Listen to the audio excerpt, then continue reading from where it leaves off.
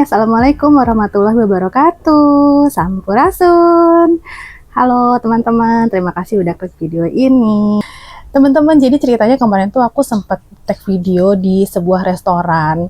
Nah, karena dia restorannya tuh bagus menurutku dan itu nyaman. Terus ya udah aku sekalian aja tag video di situ cerita tentang cerita horor. Tapi setelah aku cek lagi videonya, ternyata banyak banget suara-suara yang masuk. Maksudnya itu suara dari pengunjung restoran, terus ada background musik juga gitu. Jadi kedengerannya tuh berisik banget. Akhirnya aku tag ulang deh video openingnya. Tapi nanti isinya setelah ini itu adalah tetap menggunakan video aku yang di restoran. Jadi mohon maaf, mohon dimaklumi kalau nanti selama teman-teman nonton video aku terus banyak suara yang masuk dari sekitar aku. Mohon maaf banget ya guys. Cus langsung ditonton aja videonya. Yuk! Jadi ceritanya gini. Dulu atau kalian pernah nggak sih denger yang namanya makhluk genderuwo? Nah, kalau makhluk ini kan terkenal dengan dia suka menyerupai atau bukan berubah bentuk apa ya, menyerupai orang lain lah yang kita kenal gitu. Contohnya misalnya pura-pura jadi seolah-olah berubah jadi suami kita, misalnya pasangan kita gitu ya, atau yang lain-lain. Tapi makhluk ini tuh kan terkenal banget dengan keberadaannya yang gimana ya, aku sih kurang tahu pasti ya, mohon dikoreksi kalau aku salah. Tapi yang setahu aku kalau makhluk ini tuh cenderung dengan kebiasaannya yang agak gimana gitu maksudnya. Aduh, aku susah ngomongnya, nggak enak ya, kalian tahu lah pokoknya untuk yang sudah dewasa gitu deh. Aku dulu pernah baca di salah satu majalah, namanya majalah misteri, tapi itu udah lama banget ya, tapi nggak tahu sekarang masih ada apa enggak itu majalah. Cuman dulu pernah baca dari salah satu kisah yang diceritakan di dalam majalah itu. Jadi ada seorang wanita udah punya suami. Nah, terus suatu ketika suaminya saat dinas keluar kota, dia ini kan ditinggal sendirian ya di rumah. Suaminya pamit nih berangkat dinas.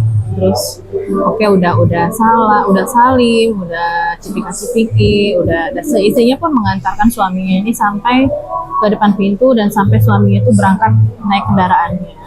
Terus begitu udah suaminya berangkat, sang istri ini kan balik masuk lagi ke dalam rumah, dia kunci rumah, terus dia beraktivitas seperti biasa. Yang dia tahu suaminya ini mau dinas sekitar keluar kota sekitar mungkin 1 atau 2 hari. Yang jelas dia akan nginep gitu loh, nggak pulang hari gitu. Tahu-tahu dia kan kira-kira berapa menit lah suaminya itu berangkat, mungkin sekitar 10 menitan lah pokoknya ya.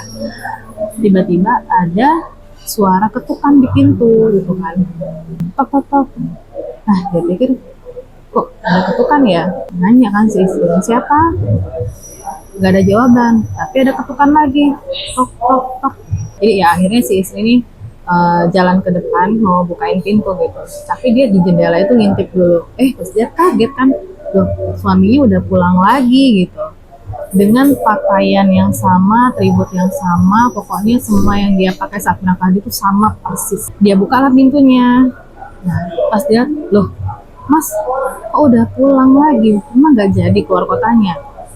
Si suaminya ini nggak ngomong apa-apa, dan dengan raut mukanya tuh biasa aja gitu, datar, nggak ada ekspresi gitu, tanpa ekspresi.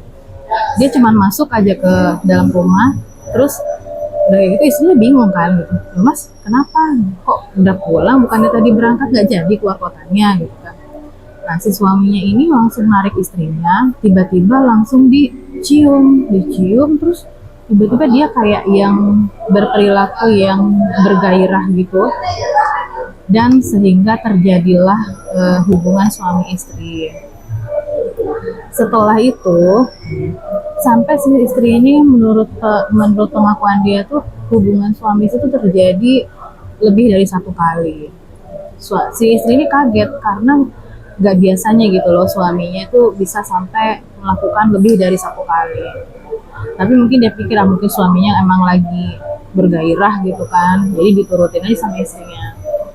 Terus akhirnya begitu udah selesai nih, si suami langsung pakai baju lagi, terus tanpa ngomong apa-apa suami ini pergi lagi.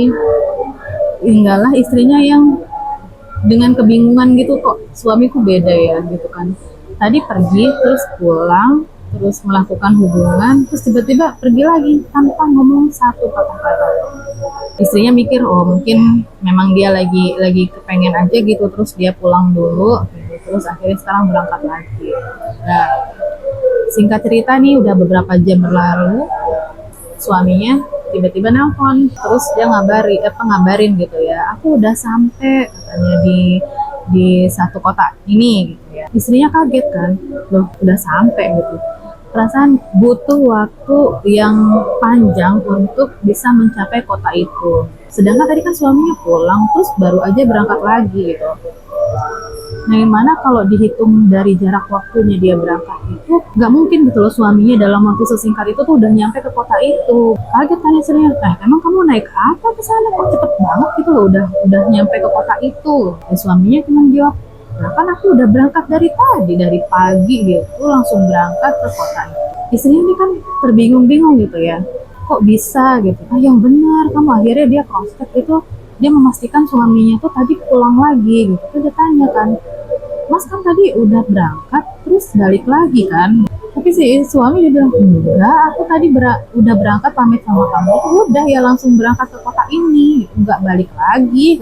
Kalau balik lagi ntar aku nggak keburu ketinggalan sama kereta. Pikir-pikir sama istrinya, iya juga ya. Jadi tadi siapa yang balik lagi? Istrinya langsung bilang ke suaminya, menceritakan apa yang tadi terjadi sama dirinya. Dan saat itu juga suaminya pulang dan istrinya ini shock berat, kaget banget karena itu bukan mimpi dan itu benar-benar terjadi. Bukti-buktinya pun ada, maksudnya bukti fisik gitu ya, itu tuh ada gitu. Jadi siapa yang tadi datang ke rumah dia terus melakukan hubungan suami istri dengan dia? Ternyata setelah aku baca satu cerita itu, untuk edisi-edisi berikutnya dan cerita-cerita yang lain itu ada loh ternyata.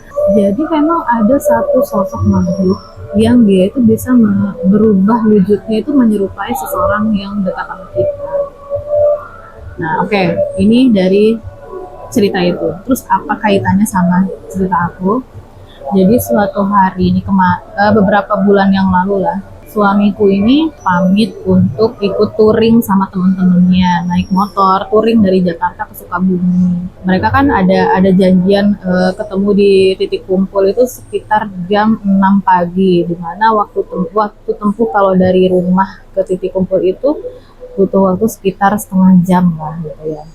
Jadi kalau di jam 6 pagi janjiannya, otomatis kan dia harus suami itu harus prepare berangkat dari rumah itu setidaknya sejam sebelumnya. Nah, jadi diputuskanlah habis sholat subuh dia langsung berangkat gitu loh. Pas udah habis sholat subuh dia berangkat, aku nganterin dia ke depan pintu aja sih.